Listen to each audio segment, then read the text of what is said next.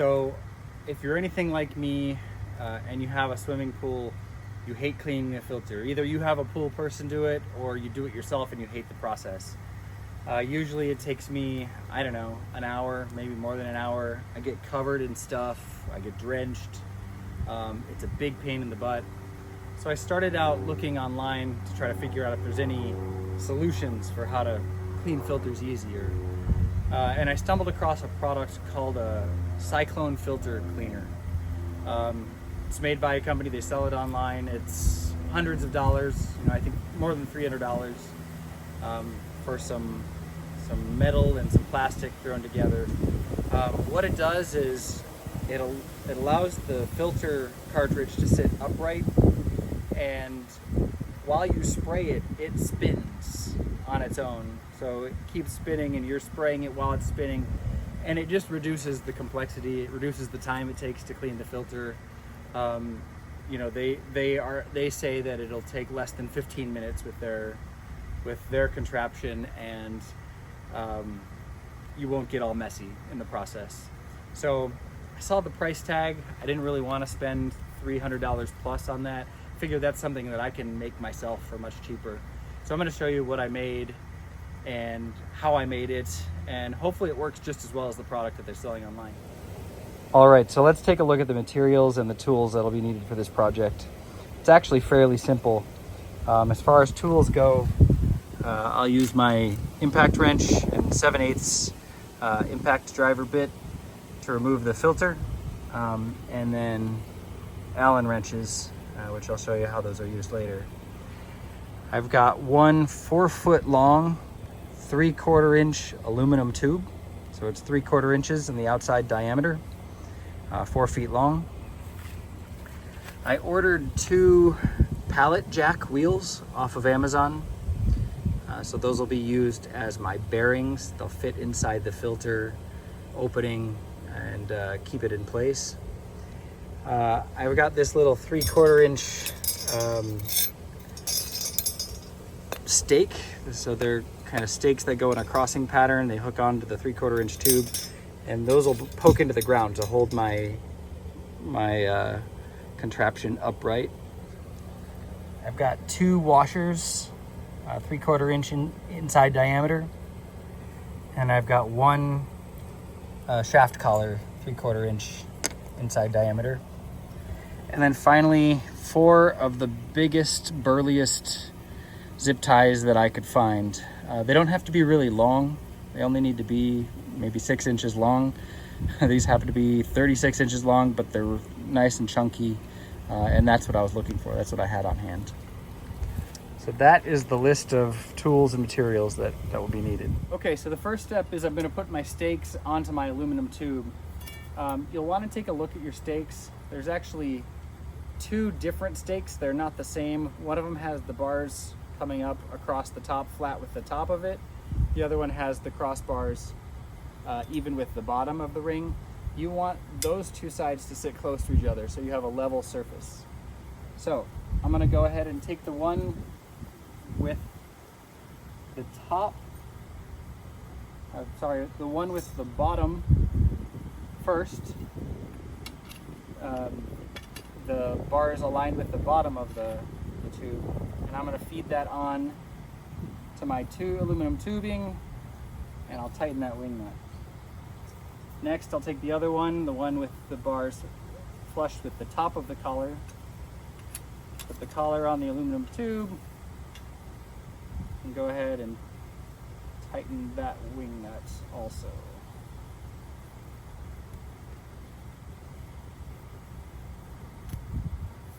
You'll end up with something that looks like that.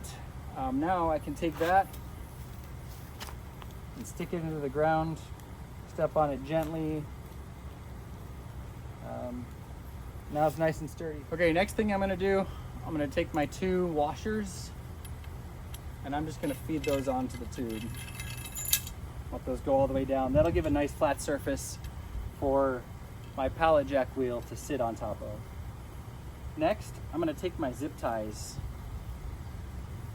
and what the zip ties are gonna do is they are going to prevent the filter from slipping all the way down below my pallet jack wheel.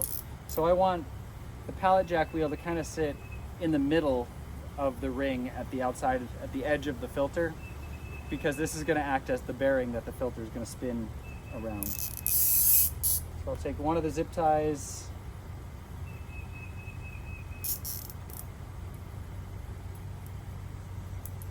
and I'm just going to tighten it as hard as I can because I don't want it to slip.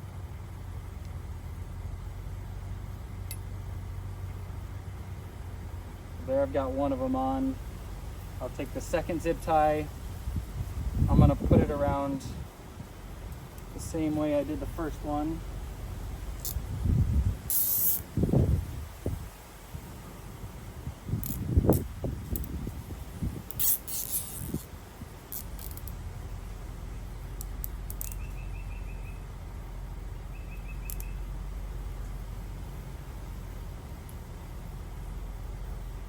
Get them as tight as you possibly can. Because it will be wet, you'll have the weight of the filter pressing down on these zip ties, and I don't want it to slip. Then you can go ahead and just get scissors or whatever you have on hand, something to cut the excess of the zip ties off of. And then I'm going to feed that all the way down onto it. So there, now you have our bottom bearing that'll be used while the filter's spinning. It'll help the filter spin.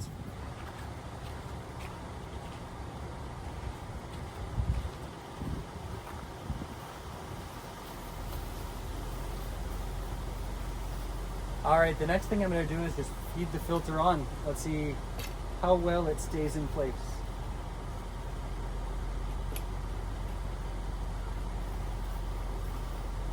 That's looking pretty good. The zip ties are staying. Filter spins freely. We're in good shape so far. All right, next I'm going to take my second pallet jack wheel and I'm going to do the same thing with zip ties again. So take one of them.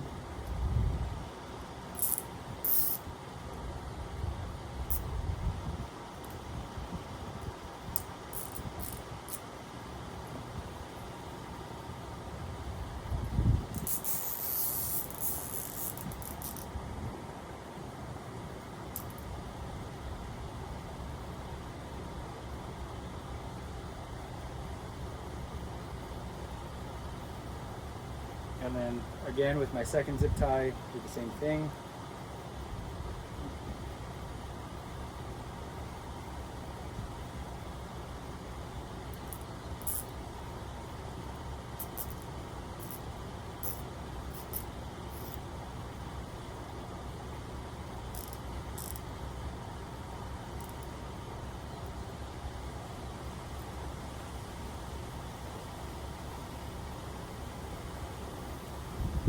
Okay. Now again, I'll take my scissors or whatever you have on hand to cut the excess off. Cut that off. Move these up kind of towards the middle. And now I'm just going to slip this down onto the hole and into the hole. Look at that. It's looking good so far. I'm just going to push this down into the ground a little bit further to give it a little more stability while I'm spraying it off.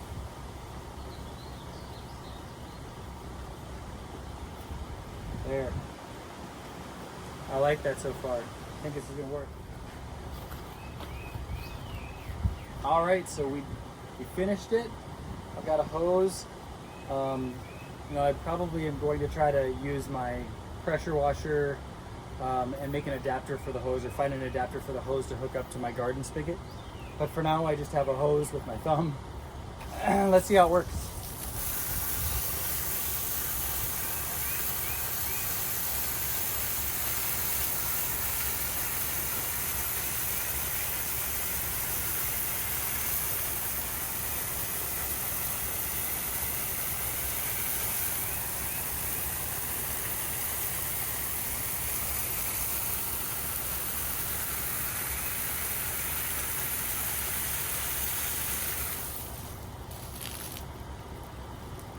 Oh my goodness, did you see how easy that was? This is gonna save me so much time. I'm super excited that it worked out. Um, yeah, if you found this video useful, please like and subscribe. I encourage you all to take on this project. It's so simple. It took me literally 10 minutes to make. I'll put the links to all the parts that I used down below in the comments. I'm not sure how much the total was, but you know, I think it's under 50 bucks to make this, and it would normally have cost $325 or something, or $350 with shipping. And I think it works just as well as what I saw online for the product that they make. So I hope you enjoyed it. Again, please do like and subscribe to the video. That would help me a lot. And leave any comments down below if you have any feedback, or tell me what you thought. All right, thanks y'all. So I wanted to provide a quick update. So originally I was planning to use zip ties that look like this around.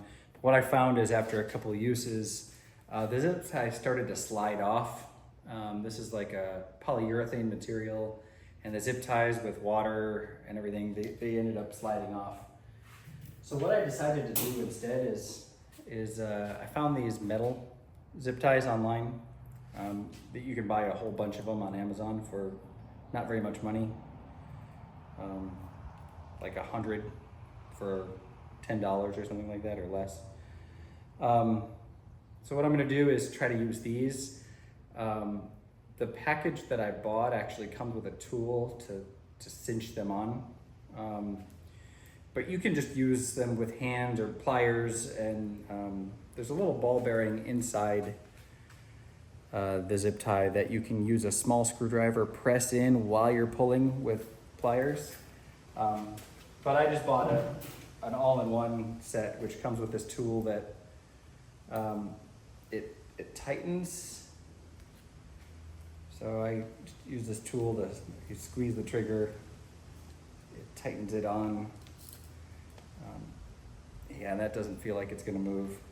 And then it's got a little cutting mechanism.